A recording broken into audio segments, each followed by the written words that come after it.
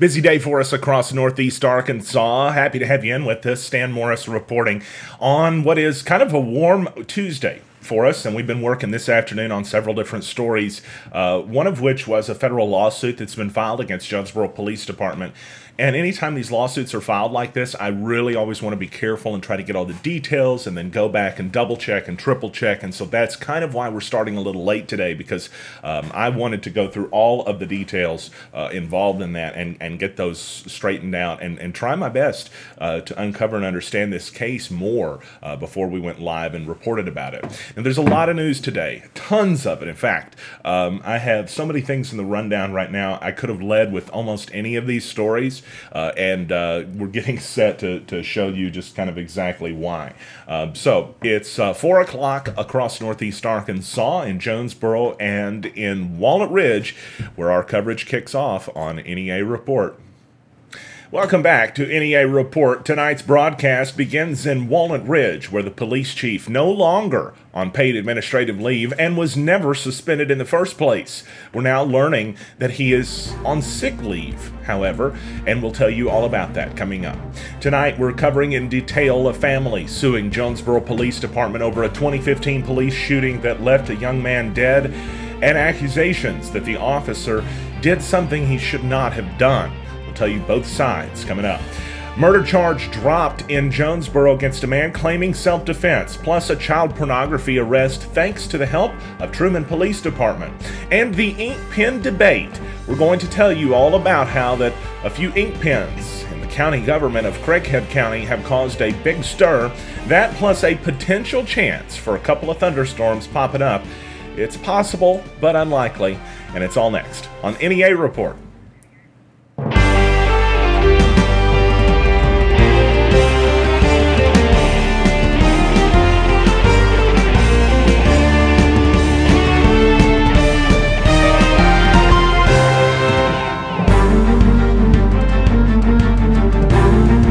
New tonight, developing information in the case involving the Walnut Ridge Police Department and the railroaded rail worker, Adam Finley. And now we're learning that the Walnut Ridge Police Chief, whom we showed on camera, actually writing tickets or ordering tickets to be written to the railroad worker when he came into the department to file complaints. Well, we now know that he is no longer on paid administrative leave, but we also know a few other details that we didn't know initially. This all came from some Jonesboro Sun reporting, where the Jonesboro Sun and the reporter Neil Embry were actually able to speak to Walnut Ridge Mayor Charles Snapp, which is better than we've been able to do. And Snapp confirmed that they were placed on leave, both the officer Cook, Matt Cook, and Chief of Police Kirksey, for safety and effectiveness reasons. That's the exact quote that he used. The mayor said he met with Kirksey yesterday morning, and he said he would meet with him again before any action was taken. That's a quote from the Sun, but they weren't directly quoting Snapp. So we don't really know what that means yet. Is he still holding out like that he might do something and might actually fire the guy? Or is he just being vague on purpose, or on accident for that matter? We don't know. We know that as of May 2nd, according to the Sun's report, the Walnut Ridge police chief is using sick time to take off. Of course, that is with pay.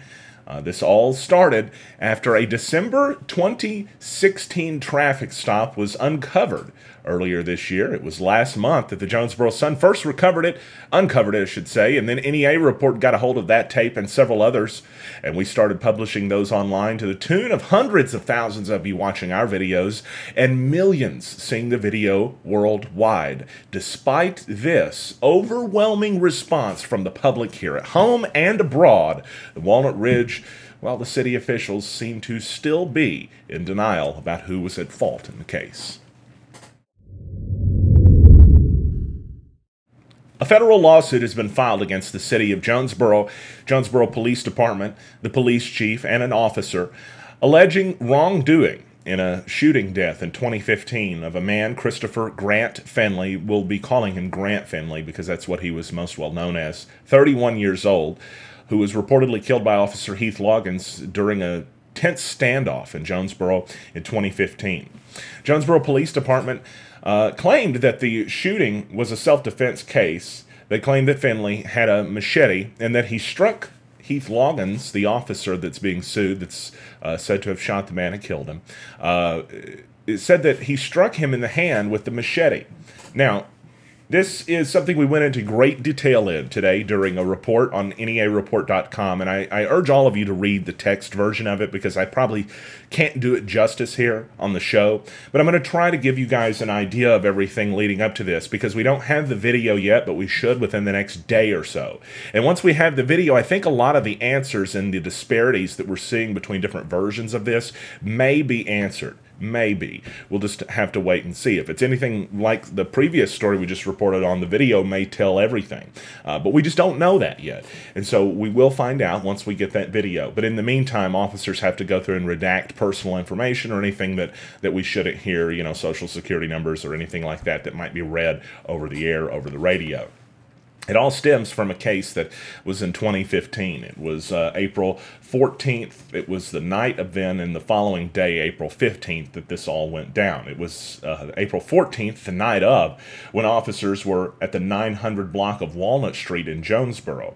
That's what the lawsuit says. That's what the police report says. It was around that time that Grant's father, who's named Chris, so that's going to make it a little confusing. That's why I wanted to keep their names Grant and Chris. So Chris is the father. He showed up. Neighbors told him that the police were at his son's house. They called him and told him that, and he wanted to show up and diffuse the situation because he said that his son had mental health problems. His son, being a paranoid schizophrenic, had a difficult time discerning reality from his mind, stuff that might be made up in his mind. The father reportedly told the officers that, according to the lawsuit, several of them, reports that he went into the home to talk to his son. It says that he gave assurances to Grant from the police that they were not going to try to force entry into the home. That's what that the father says he was told by police. And we don't have that anywhere as far as police admitting that they told them that in a report. We have that from the father's account. Nonetheless, the father left at 9:50. At 10:22, it was reported that Grant came out of the home, and at the time, Loggins was crouched behind a bush, it says. In the police report, it says in the lawsuit. Again, we're still pretty undisputed as far as the facts go. It's then that the officer was reported to have jumped out of the bushes whenever Grant came out of the home and charged him. Grant ran back into his home, according to the lawsuit and according to multiple accounts by police. Two versions of events begin to differ here, okay? And it's likely that what I'm about to tell you may not be what we see, at least one form of it, because I'm going to tell you two different versions. The lawsuit says one thing. We'll tell you that next. But first, let me tell you what the police say. The police version of events is that Grant tried to slam the front door on Loggins, and that at that time, he struck Loggins with a machete. In his defense, Loggins said that he was forced to fire his duty weapon at the subject, who had forced the door and swung at, and that's a quote, Loggins with a machete. The police report described it as a minor injury, I should point out, with swelling on the left arm above the wrist. I point that out because there's no mention of the injury or blood or anything like that from officers on the scene. It's not like his hand was nearly chopped off, as it kind of sounds like, I mean, to a degree when you're reading the report, right? Officers wrote what they saw. There were two officers besides Loggins who reportedly viewed events transpire. One of those was Officer Brian Davis, who said, quote, Loggins was attempting to push his way inside, but was obviously being met with resistance. And the report goes immediately to say Loggins then retreated with his service weapon pointed at the door and began firing. Davis did not notice or see or report anything regarding a machete or Grant Finley attacking the officer. The lawsuit states that Grant Finley ran back into his home, closed the door to his home, and in an effort to get Grant Finley arrested, it says the officer, Loggins, who was outside of the home, it says, quote, used unlawful lethal force against Finley. It says that there was, in the lawsuit, makes no mention of a machete, of a bladed weapon, or anything like that. Now, we have sent a Freedom of Information Act request to JPD for the video, because the video will tell us what the versions of events on the left and the right don't. One officer did report, now this is from Officer Paul Williams, there was an approximate 12-inch gap in the door as Finley was pushing on the inside of the door in an attempt to keep Loggins from pushing the door open. As I approached, it says Loggins at the door to help clear Finley from the door and make entry. I saw a hand holding a bladed object come through the opening of the door and swing downward, striking Loggins on the left arm just above the wrist. It doesn't make any other mention in the report regarding this swing or this alleged hit by the machete. It doesn't go into detail as something that debilitated the officer. In fact, the officer, that's when he pulled his duty weapon out, or I guess continued having it out, and fired rounds through the door.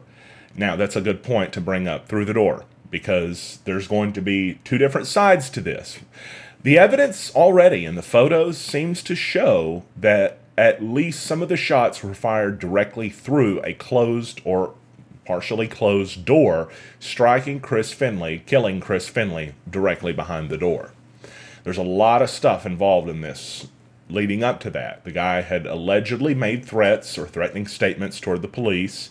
They weren't overt threats. I think he was trying to keep them from coming into his home, but they were threatening statements in regards to having weapons aimed at the door.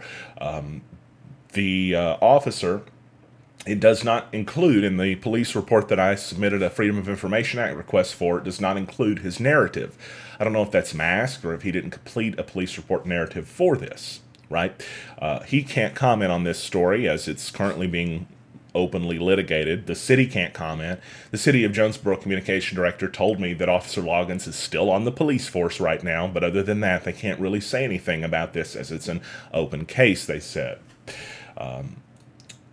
I did want to mention, as I said already, we requested the video. It's either the next couple of hours or days that we're going to get that, and once we have it, we're going to follow back up on the show here, just like we did kind of in weeks past with some police video. We're going to go through it piece by piece and analyze everything that happened and show you and give you an idea, hopefully a better idea of what transpired versus what everyone said transpired. Nonetheless, one thing that does appear to be indisputed is that the officer fired at least some shots through the door, hitting Finley.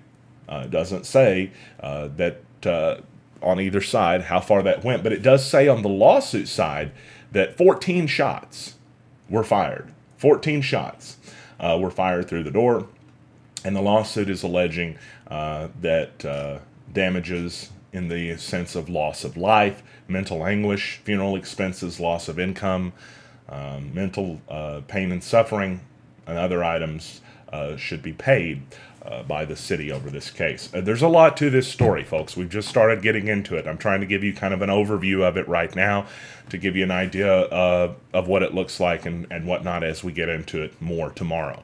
And we will follow up on this story more on NEA Report once we get the video. Nonetheless, it's two different versions for the most part that we're hearing from each side, and it's also a potential debate that's arisen.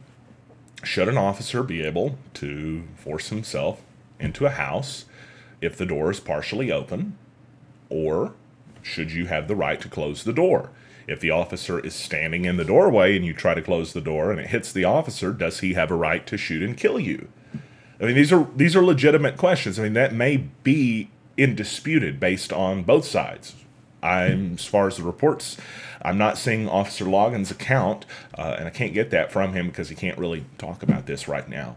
But nonetheless, as I mentioned, it's going to be an interesting case to follow. It's very sad for the family to have to obviously deal with the loss, especially one they perceive as being unjust, with the father having gone over there and left a short time before his son was killed. It's a tragedy for all involved.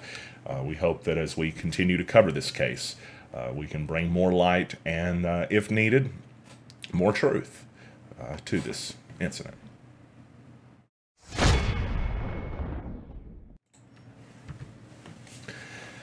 So it's 4:15 right now in Jonesboro and across northeast Arkansas as we're continuing news here on the NEA Report. Murder charges have been dropped against a man that was arrested in 2017 and charged with first-degree murder of Dwayne Turner.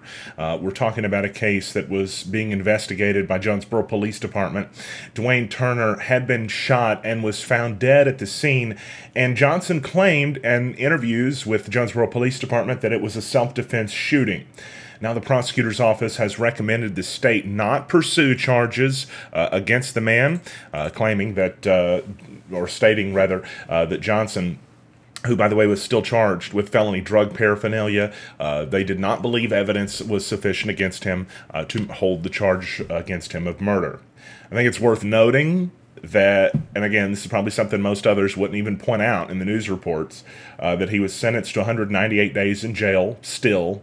That's county jail for drug paraphernalia. Felony drug paraphernalia is generally paraphernalia involving meth, or, I mean, it would have to be some kind of, like, maybe a, you know, something, I don't want to speculate, but anyway, it'd have to be a felony drug arrest for it to be felony paraphernalia.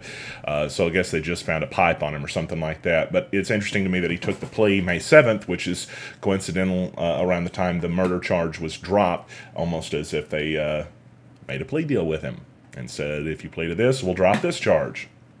It's just worth pointing out, I feel like. Also want to point out, and it says on Facebook in a post that was made by a lady that said she was the grandmother of the victim, she said, and this is a quote, exact quote, she made this publicly for several people to see, and we want to include everybody's side on the story.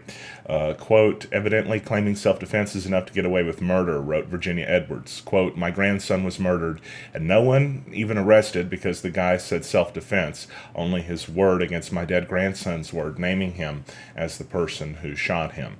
Obviously, that would indicate that she's a relative of the deceased in this case, and a terrible tragedy. I can't dispute that. I just want to fact check and point out there was an arrest made in the case, and the guy is, while this may not be anywhere near enough in the mind of a obviously grieving grandmother, the guy was arrested for felony drug paraphernalia. However, the murder charge was dropped as he took a, he took a plea on May 7th. Some more cases now to keep you up to date with in regards to policing the community. Child porn charges have been brought against a Tallahassee, Florida man stemming from a Trumann, Arkansas case. Do you remember back in January when we did wall-to-wall coverage of the missing girl, the 16-year-old girl from Trumann who went missing, and we for about a week did wall-to-wall coverage. A lot of folks found NEA report through our coverage on that. It was during all that time that we had actually reported that there was going to be some charges brought against a man in Florida. And now we're finding out exactly what those charges are. It's Milton Sumrall, 43 of Tallahassee, arraigned today, according to the report, in district court on charges including producing child porn, enticing a minor to perform sex acts, and possession of child pornography. His trial set for June 11th. He faces up to life in prison for, that's the maximum penalty across all the charges. A lot of 10-year, 15-year minimums in there. Nonetheless, that stemmed from the case that began in Trumann, Arkansas, and authorities actually giving some credit there to the Trumann police, authorities in Florida, thanking Trumann police for their assistance in the case. So we wanted to bring that update along to you. Of course, that case, if you're not sure what happened and you're wondering about the girl that we mentioned that was missing, she was safely recovered, found, brought back home. All good. It had a good ending. The case did, fortunately, as it was a scary week there for a short time.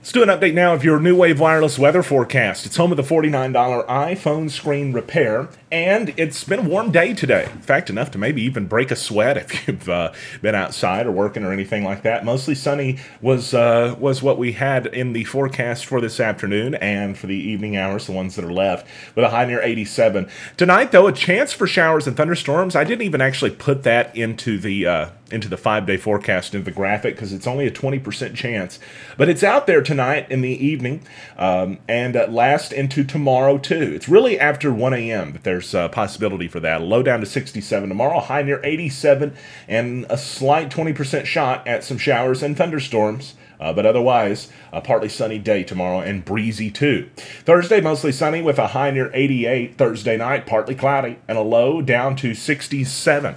By the time Friday rolls around, it's just going to be a sunny day, and the high is set to be around 88 on your Friday. And then Saturday, 88 is going to be the high yet again, but it does appear like you have a few clouds out and about out there. Sunday, you actually have a chance for showers and thunderstorms to roll back in, but it's a very slight chance, only 20%. That increases to 40% by the time Monday rolls around. Right now in Jonesboro, 87 degrees and fair skies. What a great day it is in Craighead County. You know, we got a very important election coming up, May 22nd. You'll get to choose your new judge. I hope and pray that you look at the issues at hand. This is a very, very important election. This will be the first 4-year term for your county judge. We're facing many, many issues, from school safety to road safety to drainage. We have plans in place. I'm coming in with a strong team of people with boots on the ground. We're going to make this a better Craighead County. We're going to be open and transparent. This is your office. It's always going to be an open door policy. And you know, I'm happy to announce I've got a team of volunteers. It's going to be called the Craighead County Green Team. We're going to clean up the ditches and roadways in Craighead County. With the resources that we have on hand, you're not going to see illegal dump sites and things like that. We're going to be proactive. We're going to make this a better Craighead County. My name is Jeff Presley, and I approve this message.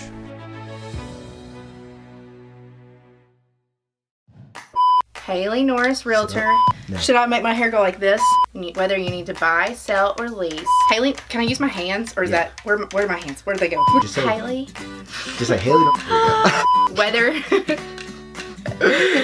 you need my expertise. Haley Norris, Realtor. Or even do a commercial lease. Haley Norris, Realtor. Should I say Remax Real Estate Center or no? Is that too salesy? No, that's good. My average days on market is just 50 days. You need my expertise. And that means I'm putting more money back in your pocket. Brothers Flooring on Highway 67 South in Pocahontas has all your flooring covered. Stop by our showroom Monday through Friday 8 to 5 and see all we have. Carpet with pad and install starting at $16.50 a square yard. Laminate with pad installed starting at just $3.25 a square foot. Every name brand of engineered and solid hardwood from $5 a square foot and up. Waterproof vinyl planks, wood look and tile look, attached cork pack starting at $3.49 a square foot installed. Ceramic and porcelain tile of all sizes and all colors. We build custom tiled showers from the floor up shelves and benches, tub surrounds, kitchen backsplashes like no other. Brothers Flooring, Highway 67 North in Pocahontas. Call today, 870-892-2525.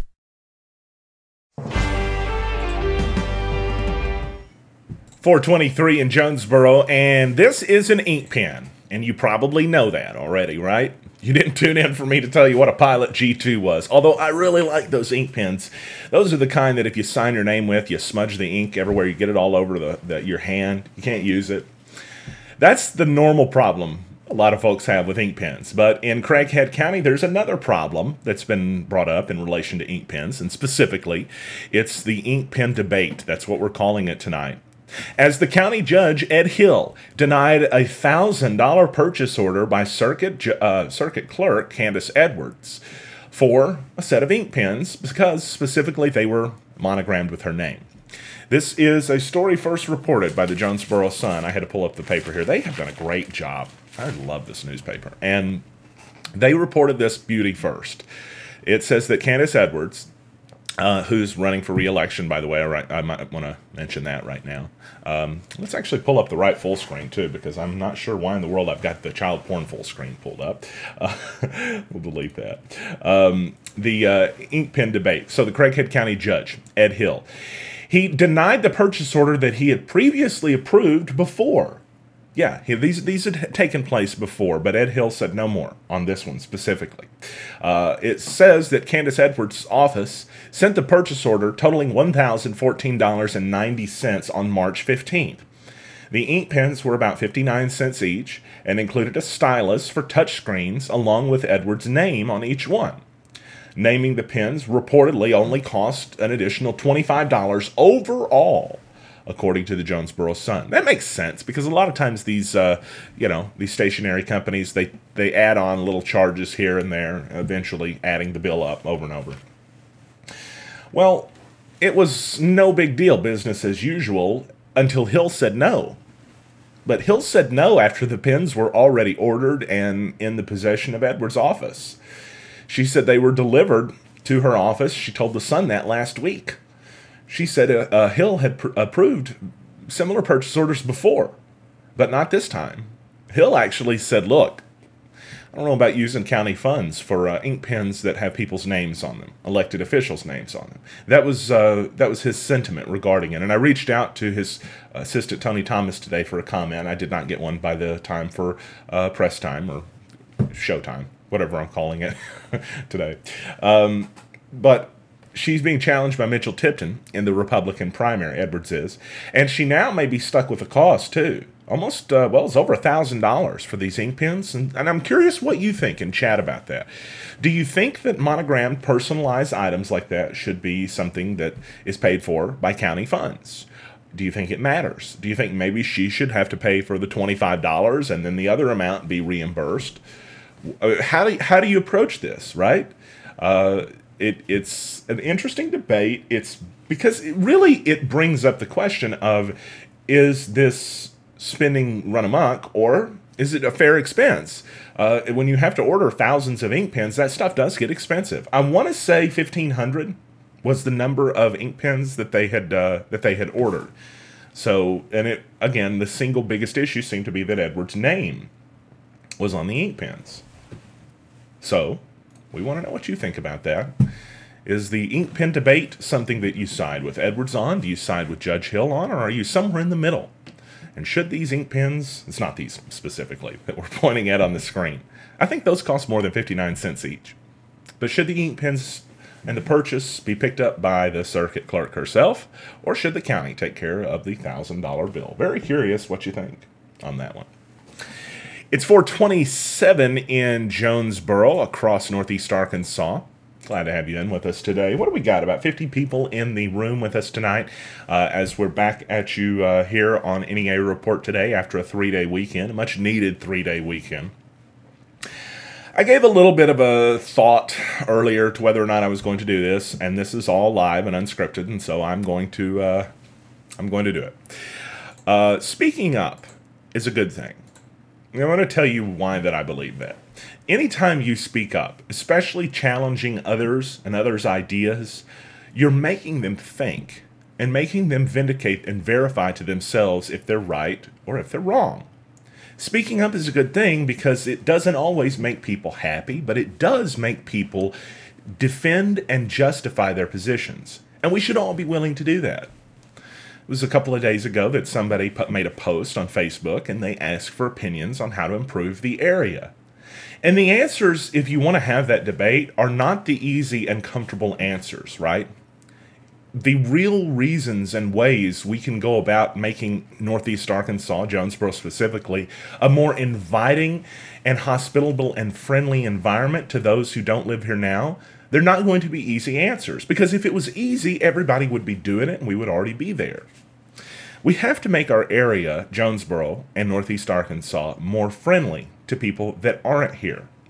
If they aren't just like you, look like you, talk like you, believe like you, and eat like you, that's okay. If they're darker than you, lighter than you, if they believe in different gods or none, if they follow different musicians, if they like different politicians, if they like Donald Trump, if they liked Hillary Clinton, or God forbid, they like somebody else besides those two, because there are more than two choices. If they are just totally, abstractly, and contrastingly the opposite of you, that's okay. It's okay to have different people and different perspectives and different folks. That's what makes America great. America is called the melting pot of cultures because it's a culture and a country of immigrants. And immigrants, I'm not just talking about folks from, one country or another. I'm just talking about folks from different worlds, different mindsets, different styles and thoughts and schools of thinking. Those are good things. We want those. And if anybody asks, how can we improve an area, you should be willing to speak up. Don't just tell people what they want to hear. Tell them what they don't want to hear. That's okay. It's okay to be uncomfortable. It's okay to be challenged. You'll survive, I promise. And so that's it. I just wanted to throw that out to everybody, as a lot of us all continue and hope to make our part of the world, Northeast Arkansas, a better, more inviting, and more wonderful place for not just us, but for future generations. These discussions are important to have. But it's important not to silence people because you don't like their opinions and you don't like what they made you think about. Sometimes people do become trolls, and sometimes people do get a little out of line. That happens. But passion means somebody cares. That's what somebody told me over the weekend. If you're upset, it means you care. And that's a good thing. So there's a lot of stuff that we're going to be covering this week on NEA Report. And as I mentioned, we're still covering the Walnut Ridge case. If you don't know, and you're just joining us tonight, top story is that the Walnut Ridge police chief is back on duty, but he's also on sick leave. And that is since May 2nd. That is what we have been told according to the reporting from the Jonesboro Sun. We also told you tonight about a family suing Jonesboro Police Department over a 2015 police shooting. If you haven't yet, we went into great detail on this at neareport.com. We hope you'll take a look at that. We also told you tonight a murder charge dropped against a man who claims now self-defense. Child pornography arrest made in Tallahassee, Florida, thanks to the work of the Trumann Police Department. And ink pens. And if Craighead County's Circuit Clerk Candace Edwards is going to have to foot the bill for $1,000 worth of personalized pens, or if the county is going to take care of that, that's a debate that is still going on. And you might see some severe weather this week. It's not really likely.